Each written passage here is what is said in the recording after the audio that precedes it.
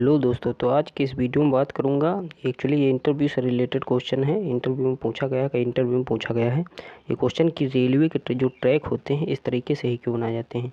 जो आपके रेलवे के ट्रैक होते हैं इस तरीके से क्यों बनाए जाते हैं, इस तरीके से क्यों नहीं बनाए जाते हैं, ठीक है। या फिर अदर शेप भी होते हैं तो आई सेक्शन के ही क्यों बनाए जाते हैं। तो आप लोग देखेंगे इस तरीके से कुछ रहता है सेक्शन। अगर उसका क्रॉस सेक्शन देखा जाए तो इस तरीके से कुछ क्रॉस सेक्शन रहता है। तो रेलवे ट्रैक इस तरीके से क्यों बनाए जाते हैं। तो ये बहुत जो है इंटरव्यू में क्वेश्चन पूछा गया है। तो चलिए इसी के ऊपर मैं बात करता हूँ आज, ठीक है। तो देखिए इसका, अगर आप जब इस पे ट्रैक मतलब कि जब इस पे ट्रेन जा रही होगी, इस तरीके का ट्रैक है मान लीजिए, ठीक है। इस पे जब ट्रेन जा रही होगी तो इस पे क्या होगा कि नीचे की तरफ एक फोर्स लगेगा इसकी वेट की वजह से। तो एक बेंडिंग स्ट्रेस इसमें डेवलप होगा। इसके जो ट्रैक होंगी इसमें एक बेंडिंग स्ट्रेस डेवलप होगा। आप लोग पढ़े होंगे shear force diagram, bending moment diagram में कि यूडीएल एक यूनिफॉर्मली डिस्ट्रीब्यूटेड लोड की तरह एक्ट करेगा।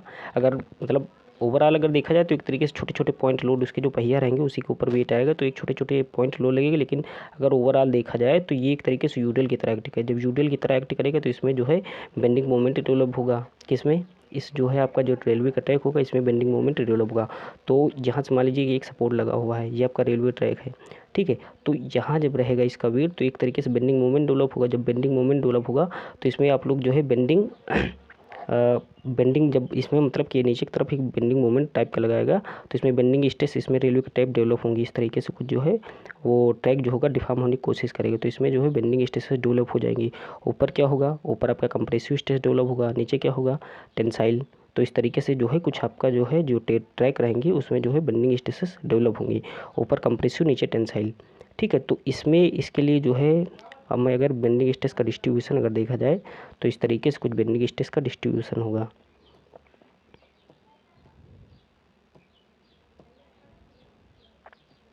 बेंडिंग स्ट्रेस का डिस्ट्रीब्यूशन, ऊपर कंप्रेसिव रहेगा अगर ऊपर से जा रही है तो,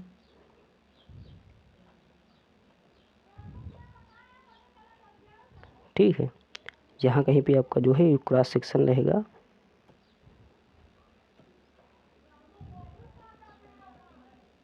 यहाँ पे जीरो आएगा, ठीक है, बीच में। तो ये आपका क्या होगा, ये कंप्रेसिव होगा नेचर। और नीचे जो बॉटम फाइबर के नीचे होगा वो क्या होगा आपका, इसमें टेंसाइल स्ट्रेस डेवलप हो जाएंगी। ये आपका सिग्मा कंप्रेसिव होगा, ये आपका सिग्मा टेंसाइल, ठीक है। तो इस तरीके से क्यों बनाया जाता है। तो आप लोग बेंडिंग इक्वेशन पढ़े होंगे कि M by I equal to sigma by Y equal to E by R. M by I equal to sigma by Y equal to E by R, ठीक है। तो यहाँ से एम अगर देखा जाए तो एम बराबर तुम्हारा कितना आ जाएगा, एम बराबर आ जाएगा आपका सिग्मा आई बाई वाई, ठीक है। तो एम बराबर सिग्मा आई बाई वाई आ जाएगा आपका। तो आई क्या होगा, मोमेंट ऑफ इनर्शिया किसके, न्यूट्रल जो आपका जो है सेंट्रॉइड है इसका, इस एक्सिस के अबाउट, ठीक है। ये आपका अगर क्रॉस सेक्शन ले लिया जाए, सॉरी, ये अगर क्रॉस सेक्शन ले लिया जाए एक्स एक्स, तो इस सेक्शन के अबाउट जो है आपका जो है मोमेंट ऑफ इनर्शिया आ जाएगा, ठीक है। मास मोमेंट ऑफ इनर्शिया नहीं होगा, ये एरिया मोमेंट ऑफ इनर्शिया होगा आई, ठीक है। आई बाई वाई, वाई आपका क्या है कि वाई आपका जो न्यूट्रल एक्सिस है, न्यूट्रल एक्सिस की ऐसी एक्सिस होती है जिसका ना तो लेंथ मतलब कि चेंज ही नहीं होता है, लेंथ उसका डिफॉर्म नहीं होता है। और वहाँ पे अगर स्ट्रेस का डिस्ट्रीब्यूशन देखा जाए तो वहाँ पे जीरो आता है, ठीक है। तो यहाँ पे आपका स्ट्रेस देख लीजिए, स्ट्रेस यहाँ पे बेंडिंग स्ट्रेस जीरो है, और यहाँ पे आपका टेंसाइल है, यहाँ पे आपके कंप्रेसिव है। तो यहाँ से जब ऊपर जाएंगे तो अब वाई, अब बेंडिंग स्ट्रेस सबसे ज़्यादा कहाँ पे है, वहाँ का हम वाई एनालिसिस करेंगे क्योंकि क्रिटिकल पॉइंट कौन सा होगा, यहाँ पे स्ट्रेस ज़्यादा होगा क्योंकि वही वहीं से फेल हो सकता है मटेरियल। तो टॉप फाइबर से फेल हो सकता है बेंडिंग वजह से, या तो बॉटम फाइबर की वजह से फेल हो सकता है क्योंकि बॉटम में भी मैक्सिमम टेंसाइल में है, और ऊपर कंप्रेसिव में अगर मैग्नीट्यूड देखा जाए तो ऊपर नीचे दोनों की जगह से फेल हो सकता है, तो ऊपर से फेल हो गया तो नीचे से फेल होगा, ठीक है। अब ये चीज़ कंफर्म हो गया। तो वाई बराबर क्या हो जाएगा, यहाँ से अगर देखा जाए तो ये आपका वाई बराबर वाई मैक्सिमम हो जाएगा। तो वाई बराबर आपका वाई मैक्सिमम आ जाएगा। तो यहाँ से एम की जो वैल्यू आ जाएगी, अब आई वाई वाई आप लोग क्या जानते हैं कि सेक्शन मॉडुलस से होता है जेड। तो एम बराबर तुम्हारा कितना आ गया, सिग्मा इंटू जेड आ गया। एम बराबर क्या आ गया, सिग्मा इंटू जेड। तो जेड आपका क्या है, सेक्शन मॉडुलस है आपका, ठीक है। अब देखा जाए सिग्मा, अब जो है ऊपर आपका सिग्मा कंप्रेसिव, नीचे आपका सिग्मा टेंसाइल। तो सिग्मा जो है ये आपका मैक्सिमम कितना हो सकता है कि मटेरियल के यील्ड स्ट्रेंथ के बराबर, क्योंकि अगर सौम्य स्ट्रेंथ ऑफ मटेरियल में बात किया जाए तो अगर ये आपका बीम थोड़ा सा, ये मतलब कि जो बीम नहीं सर, ये ट्रैक अगर थोड़ा सा भी डिफॉर्म होगा तो समझिए ये टूट मतलब बेकार हो गया, हमारे लिए बेकार ही है। फ्रैक्चर तक हम एनालिसिस नहीं करेंगे, फ्रैक्चर जाएगा तो फ्रैक्चर पे अगर आपका जैसे थोड़ा सा भी डिफॉर्म होगा तो समझेंगे कि ये बेकार हो गया, ठीक है।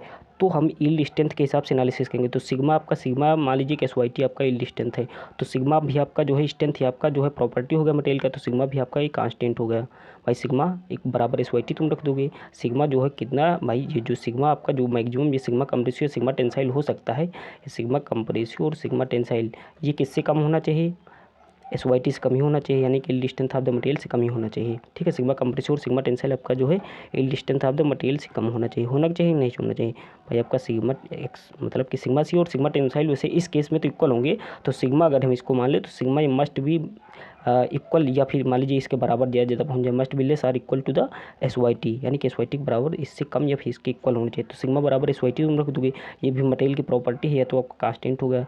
तो मोमेंट किसके डायरेक्टली प्रोपोर्शनल आ गया, जेड के प्रोपोर्शनल आ गया, तो M directly proportional to Z आ गया।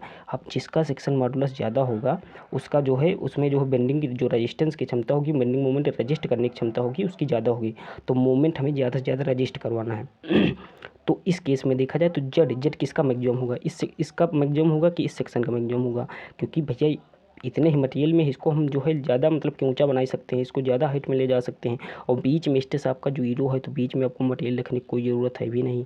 बीच में थोड़ा सा मटेरियल, भाई देख लीजिए बीच में स्टेस क्या है, जीरो है, तो बीच में आपको मटेरियल रखने की ज़्यादा कोई ज़रूरत नहीं है। उसके जो है ऊपर रखिए, क्योंकि स्टेस मैक्सिमम कहाँ है, टॉप फाइबर पे है, बॉटम फाइबर पे, तो टॉप फाइबर को थोड़ा विड्थ से तुम ज़्यादा कर दो, बॉटम फाइबर को भी विड्थ से ज़्यादा कर दो इसके कंपेरिजन में, तो इसीलिए यहाँ पे मटेरियल कम रखा गया है, ऊपर जो मटेरियल ज़्यादा रखा गया है।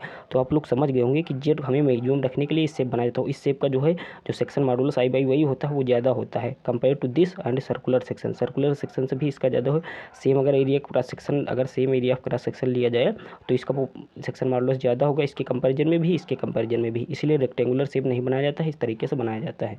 ठीक है, अब दूसरा क्वेश्चन जो है मतलब किसी तरीके से बहुत क्वेश्चन आते हैं कि दूसरा क्वेश्चन मैं इस पर बनाऊंगा कि जो बीम होते हैं, बीम जो है इस तरीके से बनाना चाहिए, इस मतलब रेक्टेंगुलर सेक्शन की, कि इस रेक्टेंगुलर सेक्शन की बीम किस सेक्शन की बनाना चाहिए।